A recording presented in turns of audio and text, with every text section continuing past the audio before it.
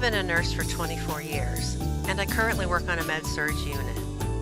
I love caring for my patients and feel I am very good at my job. Most of my career has been here with CHP, and before my current role in med-surg, I was on an intermediate unit.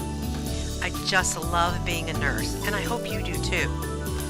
And you know, as a nurse, we are always learning and helping each other.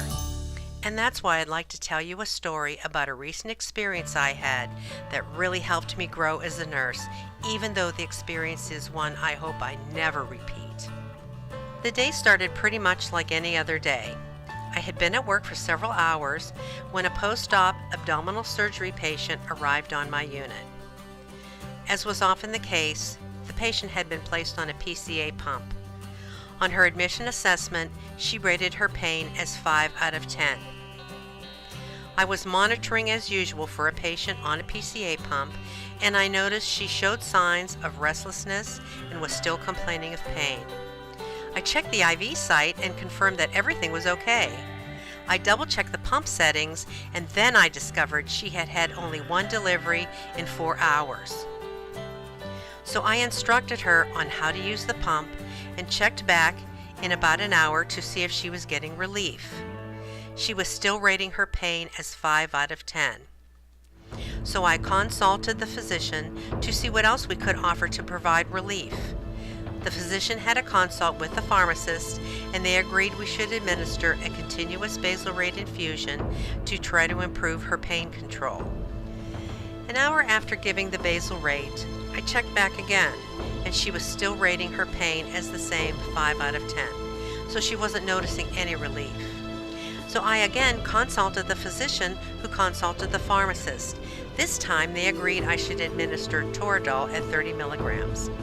I continued to monitor her pulse oximetry, being careful to ensure she had sufficient oxygen saturation as typical for a patient receiving a constant opioid infusion. When I next checked the patient, I noticed she had become very restless, so I consulted another RN who suggested I draw arterial blood gases, or ABGs. I was going to get an order from the physician and request someone from respiratory to draw the blood gases, but things just got very busy and I didn't get to it right then.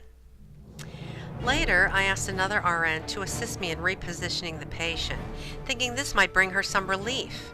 When we entered the room, we saw that her color was very dusky and her respirations were agonal, so immediately I called a code. The code team arrived quickly and we began resuscitation efforts.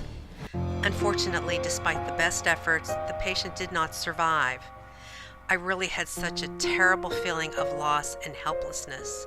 I was wishing I could have done more to keep this from happening. Since this happened, some things have changed, and I feel confident that this won't happen to me or any other nurse again.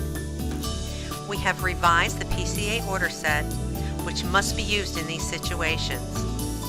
And this new PCA order set includes the instructions for the nursing staff to ensure patient safety. For example, specific frequencies have been created for completing a pain assessment and monitoring the vital signs.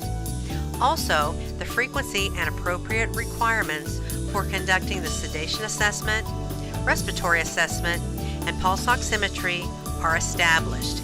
And we are planning to get the capnography equipment in all of our hospitals so that all RNs can utilize end-tidal CO2 monitoring, which can identify when a patient is decompensating. I believe that with these changes, and hope that by sharing my story with you, we can all be better nurses, serving our patients, fulfilling our mission with better outcomes.